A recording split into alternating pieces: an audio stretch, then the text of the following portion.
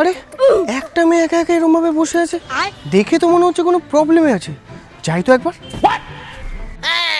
আচ্ছা, আপনাকে দূর থেকে দেখে মনে হলো আপনি কোনো সমস্যায় আছেন। আপনি যদি কিছু মনে না করেন তাহলে আমাকে বলতে পারেন, আমি যদি কিছু সাহায্য করতে পারি। আর বলবেন না, সকাল থেকে কোনো কাজ হয়নি, বাড়িতে বয়স্ক বাবা মা, কিভাবে যে সংসার চালাবো আর কি খাওয়াবো বুঝতেই পারছি না।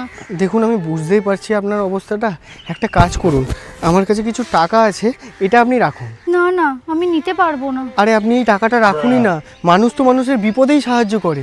না, আমি একজন সৎ মানুষ, আমি বিনা পরিশ্রমে কোনো টাকা নিতে পারবো না। আচ্ছা, এক কাজ করা যেতে পারে, তুমি যে কাজটা করো সেই কাজটা বরং আমার জন্য করে দাও, তারপরে এই টাকাটা নিয়ে নাও, তাহলেই তো হয়। হ্যাঁ, এটা বরং ভালো হবে, আমি এই সামনেই কাজ করি। কি বলো, তাই নাকি? চলো তাহলে।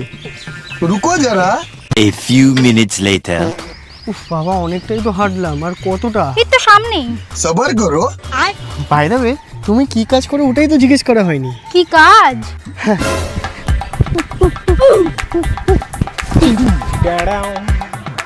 क्लाइमैक्स अभी बाकी।